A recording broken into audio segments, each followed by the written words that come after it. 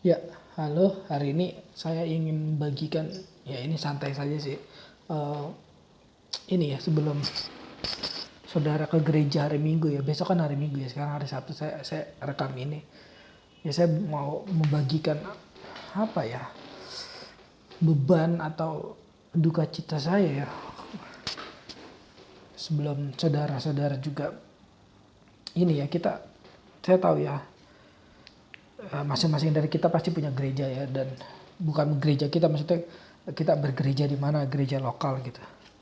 Nah saya kadang-kadang sedih gitu, maksudnya kenapa ya, hari Minggu gitu gereja pengkhotbah itu kadang-kadang nggak khotbah gitu. Mereka tuh apa ya, kadang-kadang cerita gitu, kadang-kadang kesaksian, kadang-kadang mereka tuh apa, ngebanyol atau apa ya,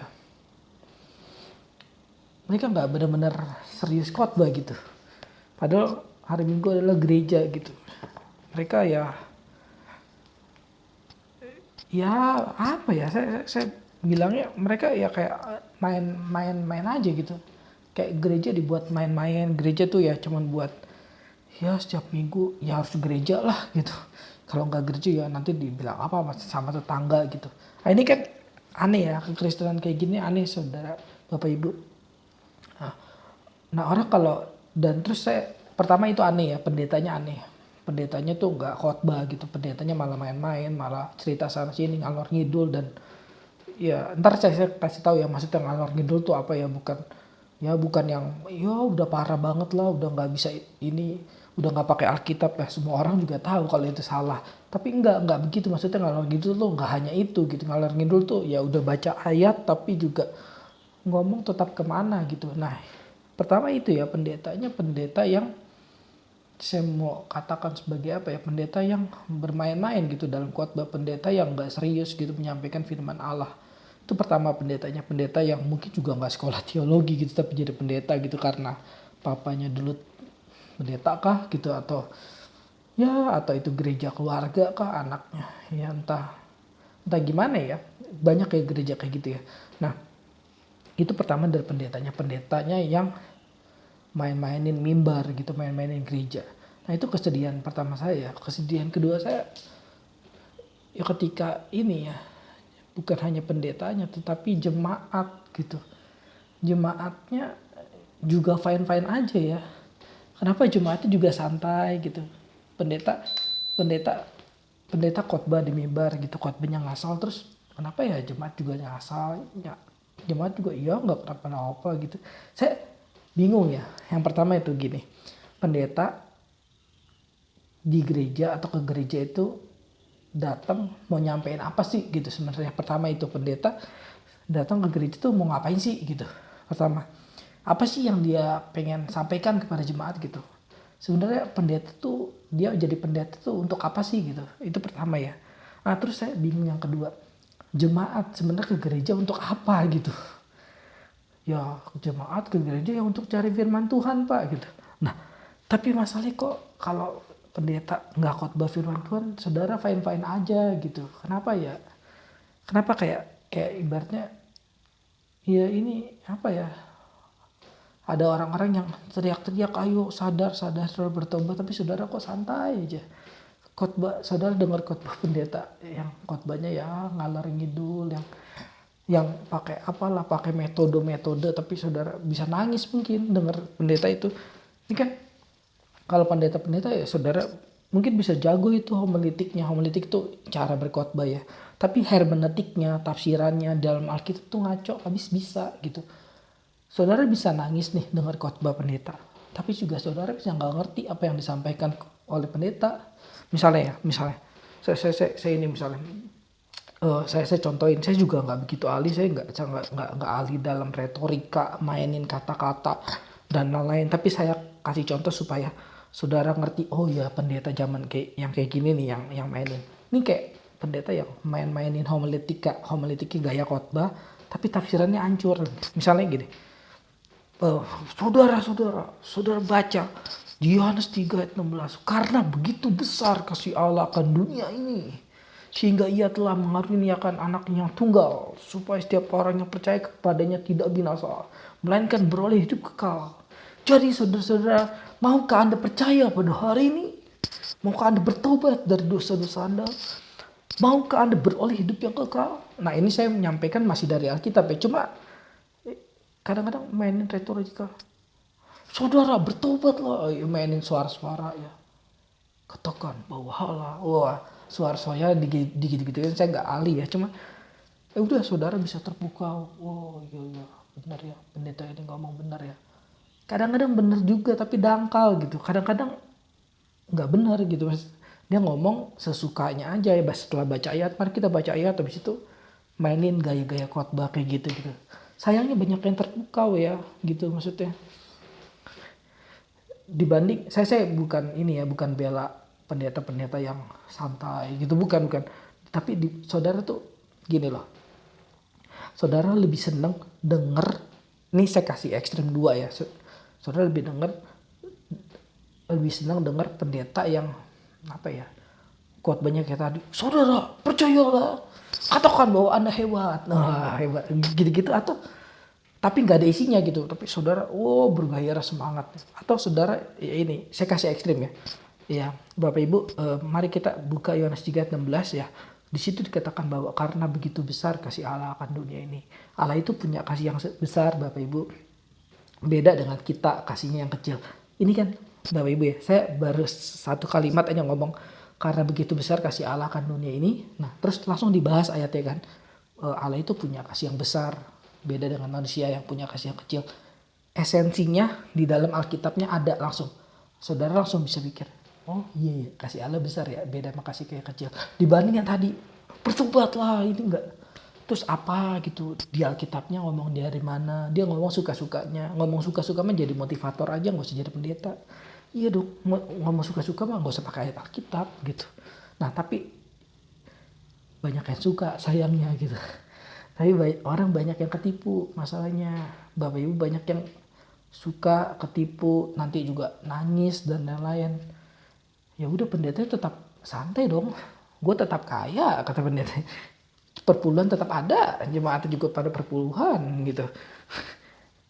Gua kagak khotbah setiap minggu aja, jemaat juga pada datang, pada nangis ke gereja.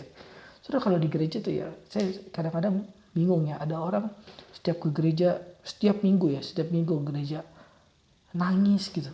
Itu tuh apa ya, relasi macam apa gitu dengan Tuhannya gitu, kalau yang datang cuma nangis doang gitu.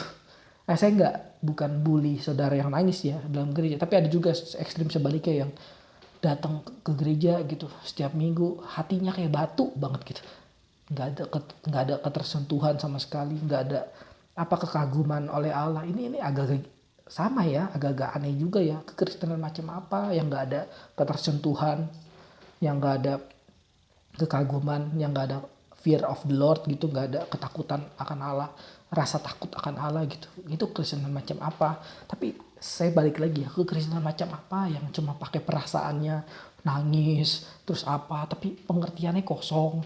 Ditanya Allah itu siapa nggak ngerti, ditanya Allah Tritunggal coba jelasin nggak ngerti, ditanya kristologi Yesus itu punya katanya 2 hakikat, satu pribadi 2 hakikat, mana apa nggak ngerti. Ditanya keselamatan itu bagaimana nggak ngerti. Ditanya misalnya Roh Kudus itu siapa, Roh Kudus itu pribadi ketiga, terus bagaimana kerjanya, terus bagaimana cara melahirkan baru nggak ngerti. Firman jadi daging itu maksudnya apa nggak ngerti. Banyak nggak ngertinya, tapi ya nangis tetap di gereja, tetap nangis di gereja ya, tetap tersentuh gitu. Nggak tahu tersentuh karena apa, saya juga nggak tahu. Mungkin tersentuh karena ya itu dirinya yang nggak ngerti apa-apa kali ya. Nah ini agak sinis ya saudara saya. Tapi satu lagi yang ekstrim, satu lagi yang taunya otak, nggak ada perasaan sama sekali. Ini benar-benar kekristenan yang kacau saudara. Ini kekristenan mirip kekristenan ateis gitu. Ini karena otak pengetahuan terus yang ada.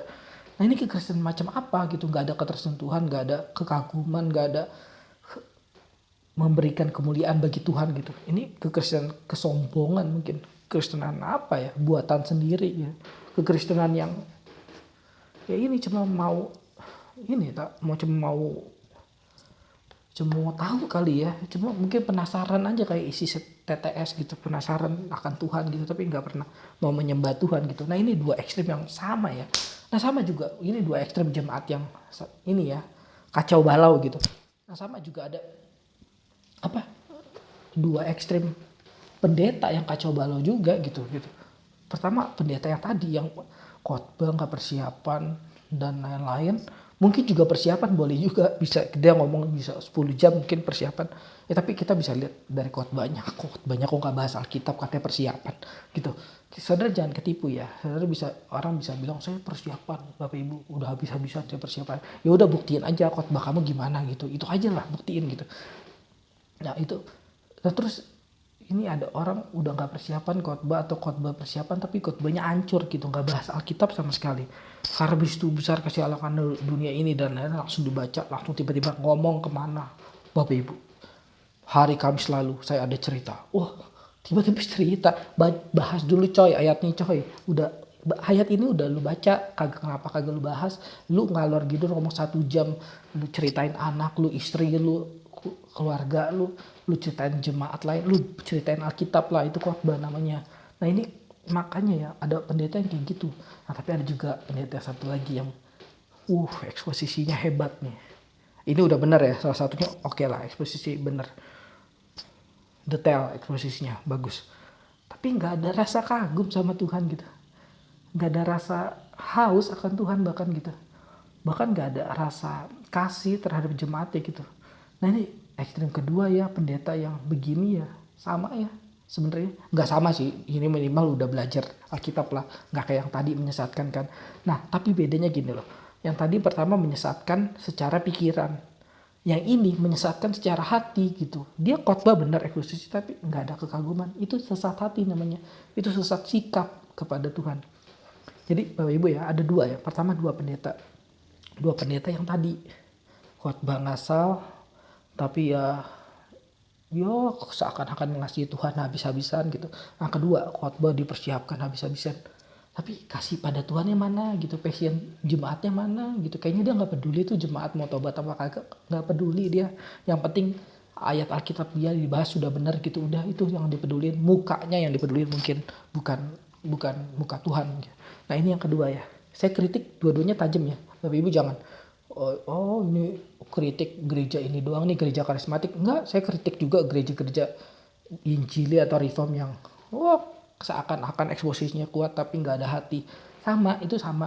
By the way, orang yang eksposisinya kuat ya, terus nggak ada hatinya, itu juga bukan eksposisi sih. Karena eksposisi itu melibatkan hati. Nggak ada eksposisi tanpa hati, itu nggak mungkin gitu. Saudara cek ya, orang khotbah yang khotbahnya tuh kosong, kering, Alkitab sebagus apapun dibahas, itu emang gak pernah bagus gitu. Itu gak akan pernah tersentuh karena emang pertama ya, dia khotbahnya juga bukan dari hati dia gitu. Khotbah dari otak gitu, otak yang kosong. Otak kan gak boleh kosong ya, otak tuh harus diisi dengan hati ya. Otak tuh harus integratif dengan hati, dengan hidup kita, dengan perasaan kita. Itu ya, otak itu gak boleh kosong ya. Ini ya, dua pendeta ini. Nah tapi dua jemaat ini juga kacau gitu. Pertama jemaat yang perasaan. Pokoknya saya nangis terus gitu. Ini jemaat yang satu lagi juga kacau Bapak Ibu. Maunya cuma ya belajar kitab. Sebenarnya Kristus siapa sih? Saya mau tahu dong Kristus siapa. Udah tahu dia. Kristus dua natur, punya dua hakikat satu pribadi. Ya, dia itu setara pribadinya.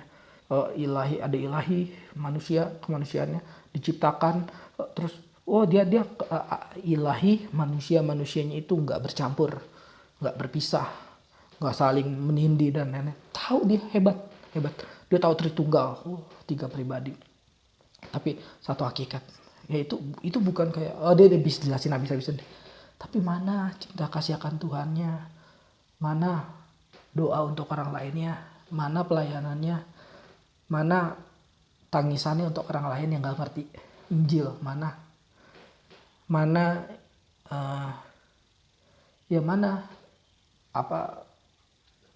rasa cintanya pada Tuhan yang dia taruh kepada jemaat, mana gitu.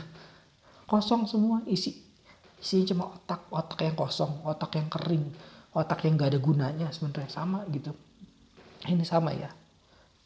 Dua-duanya tuh sama Bapak Ibu. Dua pendeta seperti ini dengan dua jemaat seperti ini. Nah ini kiranya ya kita tuh nggak jadi orang-orang seperti ini gitu. Orang-orang yang dikutuk dalam Alkitab gitu. Kalau Bapak Ibu baca ya. Ini, di dalam ini ya Alkitab itu kan ada kata terkutuk lah. Saya bacain di sini ya. Saya belum siapin ini, cuma tadi kepikiran ya. Terkutuk lah. Nah ini kan terkutuk. Gak apa-apa. Nah itu ada istri saya masuk. Masuk aja gak apa-apa. Nah ini saudara baca ya. Saya bacain di 1 Korintus 16 ayat 22. Nih, siapa yang tidak mengasihi Tuhan terkutuklah ia. Maranatha. Nah ini anatema Bapak Ibu, dipakai bahasanya di sini anatema bahasa Indonesia. Yang dikutuk Tuhan adalah yang tidak mengasihi Tuhan.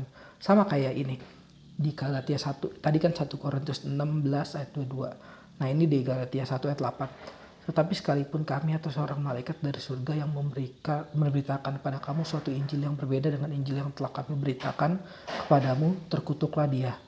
Ini Galatia 1 ayat 8. Sama ya, orang yang punya ajaran yang kosong itu terkutuk.